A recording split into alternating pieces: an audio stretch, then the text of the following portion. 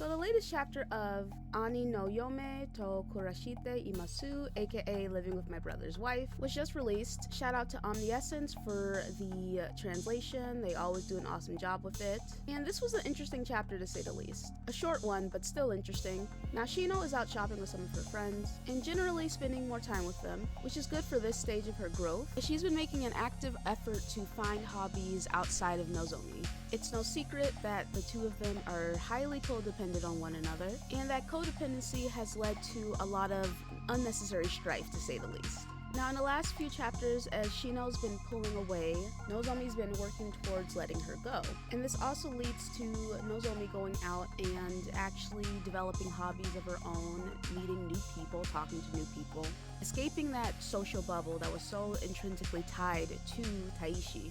So not too much happened. Shino bought a new pair of gloves, and we actually get to see a little bit more of some of Shino's past and Shino's general viewpoints when it comes to things that are her own. Now, because Shino lived with her brother for all those years, it was just the two of them, a lot of her clothing would have been hand-me-downs from him, as the luxury to go out and buy new clothing wasn't something that they had due to the fact that they just lived with one another. You know, I actually think that some of Shino's reluctance to depend on Nozomi and to also speak up may have to do with the fact that her brother worked so hard to take care of them, possibly to the point where he worked himself to death, literally. And there would be some underlying feelings of guilt there due to that. Regardless, one of Shino's friends asks her if she's gonna buy anything else, and it spawned a memory from before, where Nozomi, Shino, and Taishi were out shopping. Now, it's also nice to see some of Shino and Nozomi's relationship from the past, back when Taishi was still alive and back when Shino was still a kid. And I like this note here of Nozomi actively reaching out to Shino to connect and asking her if there's anything that she wants. Now, Shino says she wants a new scarf, but she could technically still use the scarf from her brother. And it's also nice to note that she says here she doesn't have an allowance, which is a nice throwback to the earlier chapters in which Shino states that Nozomi gives her a $50 allowance every month. Seeing as this is not something she had growing up, I can understand even better why she was so reluctant to ask Nozomi for more, and use the little allowance that Nozomi gave her in order to buy her own school shirt. This leads to a sweet moment in which it turns out Nozomi went out of her way to buy Shino a scarf, not for any particular reason, but just because she cared. God, like, Nozomi is so great, dude.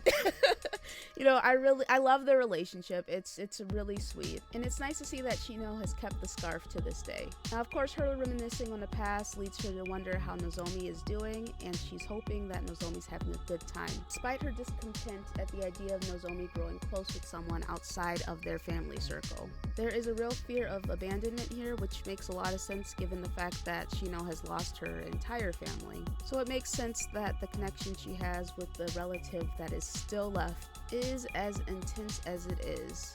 Now we cut to Nozomi having a conversation with Heidi, and I must say I'm not necessarily sure how I feel about this character yet, but I do think it's good for Nozomi to have people outside of her immediate family and Ritsuko, because while it's good to discuss issues with family and friends, all of them are way too connected to the situation in order to give a more objective point of view. Heidi doesn't know anything outside of what Nozomi has told them, and Heidi doesn't know Shino, so Heidi can offer their perspective without that extra baggage there. And as much as I would love Nozomi to sit down and have this conversation with Shino about her dependency issues, I can understand her reluctance there as well. Shino's only 17, and Shino's been through a lot, and Shino is not very good when it comes to social cues. You can tell that she's extremely emotionally stunted, so I can understand why Nozomi would not want to go to her about an issue pertaining to her, given that she is the quote-unquote adult in the situation, even though 24 is still extremely young. We cut to a side in which Nozomi admits that she can't tell Heidi about the ring situation.